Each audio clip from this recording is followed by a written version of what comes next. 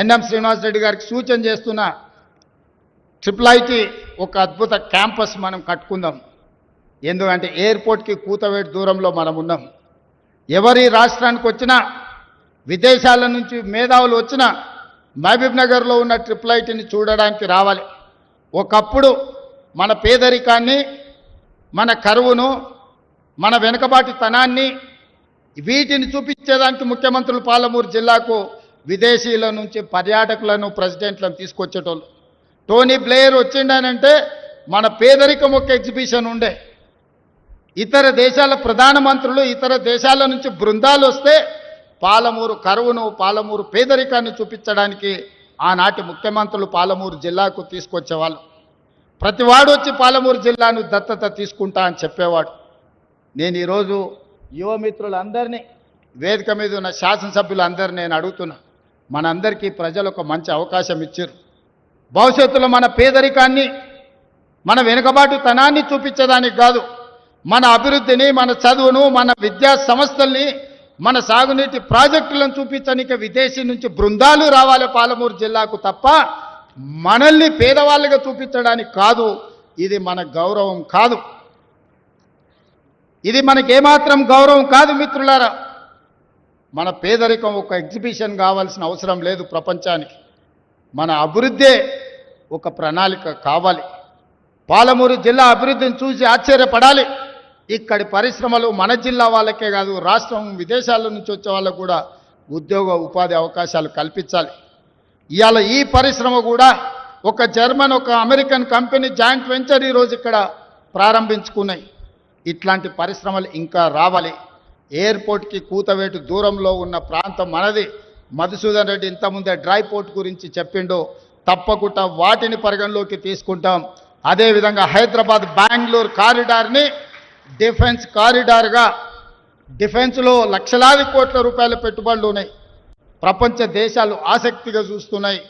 మనము మన ప్రణాళికని హైదరాబాద్ బెంగళూరు హైవేని ఒక డిఫెన్స్ కనెక్టింగ్ కారిడార్గా తీర్చిదిద్దుదాము.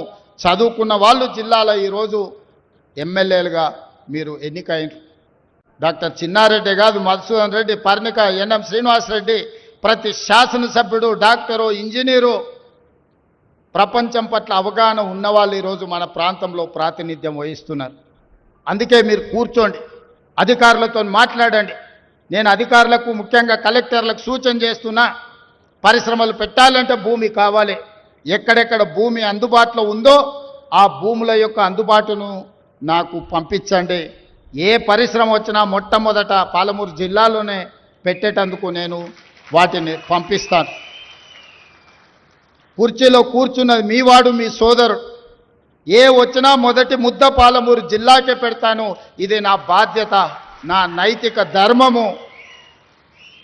అది చిన్నదా పెద్దదా కాదు, ఏదైనా మొదటి ముద్ద పాలమూరు బిడ్డలకు పెట్టాల్సిన బాధ్యత నా మీద ఉన్నది. ఎవరు ఏమనుకున్నా అన్ని పాలమూరు జిల్లాకే తీసుకెళ్తున్నాడని మా మంత్రివర్గంలో మిగతా మంత్రులు అనుకున్నా పర్వాలేదు, ఖచ్చితంగా మన జిల్లాకే తెచ్చుకుంటాం. ఇవాళ మనం ఉన్నాం కాబట్టే 2 మంత్రులు, చైర్మన్లు ఇవాళ స్పోర్ట్స్కి కానీ ఇతర వాటికి మన జిల్లా నుంచి పొలిటికల్ రిప్రజెంటేషన్ దక్కింది.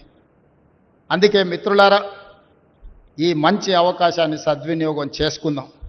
ఇప్పుడు రాజకీయాల కోసమో ఇతర కారణాల చేత అభివృద్ధిని అడ్డుకుంటే మనకు మనమే మరణ శాసనం రాసుకున్న వాళ్ళం అయితము. రాజకీయాలు వస్తూ ఉంటాయి, పోతూ ఉంటాయి, చూస్తూనే ఉండరు కదా. ఒకప్పుడు ఏ పార్టీని బతకనియేమో, ఎవరు రాజకీయం కాదు కదా, నిద్రలో కూడా శాసనసభ్యులు అవుతామన్న ఆలోచన చెయ్యొద్దు అని ఆనాడు అక్రమ కేసులు పెట్టి ఎంతమందిని జైళ్ళకు పంపించారు. ఇవాళ వాళ్ళే తన్నుకొని చేస్తున్నారు. ఒకరు కడుపులో కత్తులు పెట్టుకొని కౌగిలించుకుంటున్నారు. ఎవరు అక్కర్లేదు, వాళ్ళే పొడుచుకుంటున్నారు. విపరీతమైన అవినీతి సొమ్ము వచ్చిన తర్వాత సొమ్ముల పంపకాలలో కుటుంబ పంచాయతీలు, ఇవాళ కుటుంబంలోనే ఒకరు సహించుకోలేని పరిస్థితి. ఒకరి మీద ఒకరు యాసిడ్ దాడులు చేసుకోవాలని ఒకరిని ఇంకొకరు నవ్వుతూనే కడుపులో కత్తులు పెట్టుకొని కౌగిలించుకునే పరిస్థితులు ఈ రాష్ట్రంలో దాపురించినాయి. పాపం ఊరికే పోదు. పెద్దలు చెప్పిండ్రు, చేసుకున్న వాడికి చేసుకున్నంత మహానుభావ అని చెప్పిండ్రు.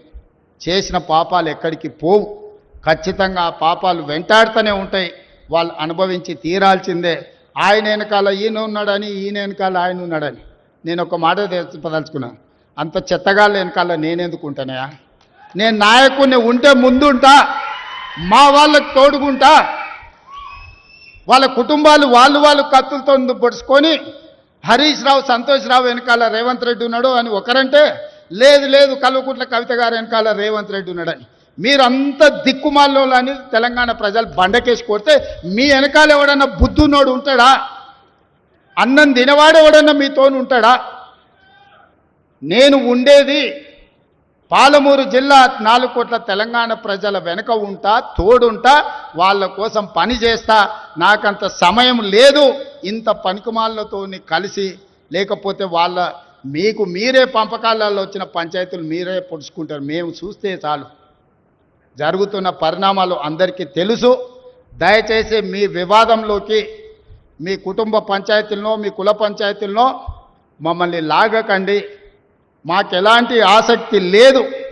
మిమ్మల్ని ఎప్పుడో ప్రజలు తిరస్కరించిండ్రు.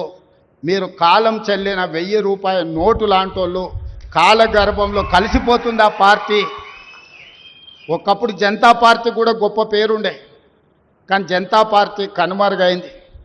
ఆ తర్వాత తెలుగుదేశం పార్టీ ఒక అద్భుతమైన పార్టీ, చాలామందికి అవకాశాలు కల్పించిన పార్టీ. కొంతమంది కుట్రల వల్ల ఆ పార్టీ కూడా ఈరోజు తెలంగాణలో ఒక సమస్యను ఎదుర్కొంటుంది. మరి ఇన్ని దుర్మార్గాలు చేసిన మీరు మాత్రం ఎట్లా మనుగడ సాధిస్తారు? ప్రకృతి అనేది ఉంటుంది, ఆ ప్రకృతి శిక్షిస్తుంది. అందులో మనకి ఎవరికి ఏమాత్రం ప్రమేయం లేదు. రాజకీయాల వైపు చూడకండి మిత్రులారా. పాలమూరు జిల్లాను అభివృద్ధి చేసుకుందాం. ఇరిగేషన్ అండ్ ఎడ్యుకేషనే my first priority. Irrigation and education వస్తే ఆటోమేటిక్గా ఎంప్లాయ్మెంట్ వస్తుంది. ఎంప్లాయ్మెంట్ వస్తే మనమే ఆదర్శంగా నిలబడతాం.